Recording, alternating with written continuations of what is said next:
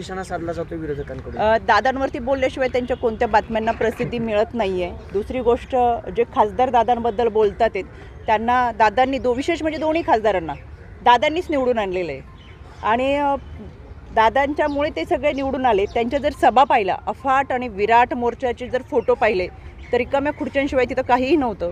त्याच्यामुळे मी मगाशी सांगितलं, परत सांगते की भावनिक राजकारण आता संपलेलं आहे. महाराष्ट्राच्या जनतेला विकासाचं राजकारण हवं आहे. त्याच्यामुळे जे खासदार दादांवरती बोलतात त्यांनी आत्मपरीक्षण करावं. काहींना तर आता 10 महिने तळ ठोकावा लागणार आहे असंही सांगितलं.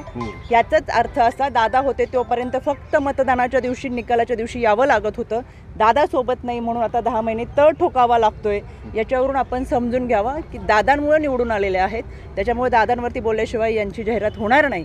तर त्यांनी हे अशा पद्धतीने बोलणं आता बंद करावं आणि लोकांमध्ये जाऊन खऱ्या अर्थानं आपली काही मानसिकता. गेली 15 वर्षे सुप्रियाताई फक्त दादांमुळेच निवडून आल्यात असंच त्याचा अर्थ होतो? असा अर्थ नाही आहेच, अर्थ नाही होत. ताई, 15 वर्ष त्यांच्यामुळेच निवडून आले. ताई, प्रश्नच आहे ना, जो दादांनी निर्णय घेतला, तुम्ही सर्वांनी स्वागत केलं, अनेक आमदार दादांसोबत आले, पण संजय शिरसाट असं म्हणतात की हा निर्णय जयंत पाटील घेणार होते. आज देखील जयंत पाटील शरीराने त्यांच्याकडे आणि मनानं अजितदादांसोबत आहे. असं काही आहेत? तुमचे बंधू आहेत जयंत पाटील म्हणून विचारतोय. मला असं वाटतं की माझे बंधू असते तर आम्ही ह्या विषयावरती बोललेलो नाहीये. त्याच्यामुळे ज्यांनी अशी विधानं केली ते सविस्तर चांगली माहिती सांगते. पण आले तर आवडतील का तुम्हाला जयंत पाटील? नक्कीच आम्ही त्यांचं स्वागत करू.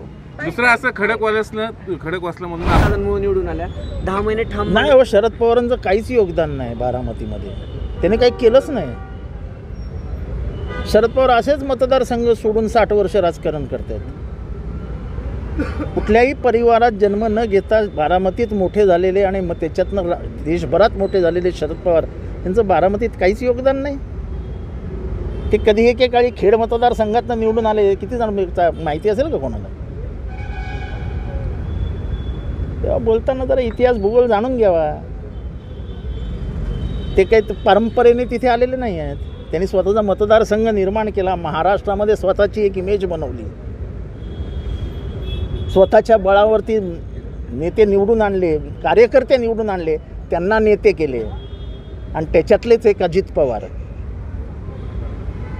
तेव्हा अजित पवार नेते कोणामुळे झाले याचं जरा कोणीतरी इतिहास वाचून जरा भान ठेवावं बोलताना, बाकी काय नाही. अजितदादांनी आता अमोलबियांना टार्गेट केलं जाते, सुप्रिया सुळेंना आज टार्गेट केलं जातं, रुपाली चाकणकर महिला आयोगाच्या अध्यक्ष अशा पद्धतीने टीका करणं कितपत योग्य? जास्त बोलतो कसं वाटत नाही? असं आहे की कोणाच्याही बोलण्याला आपण काही चाप लावू शकत नाही. ज्याचं त्यांनी बोलावं, पण थोडासा इतिहास भूगोल माहिती करून मग बोललेलं बरं असतं. आता अजितदादा थेट खासदारांना धमक्या देतात, ते का बघतो? त्यांच्या धमक्या देण्याचा स्वभाव हा त्यांचा पूर्वीपासनीचा आहे. त्यांचा काय हा स्वभाव नवीन नाही. आता ते जनतेला दिसू लागलं आहे की ते उघड धमक्या देतात. त्यांनी आजपर्यंत पक्षात तेच केलं आणि शरद पवारांची चांगली चांगली जवळची माणसं त्यांनी तोडून टाकली. ही दादागिरी का? ही त्यांची दादागिरी आहे. दादांची दादागिरी. दादांची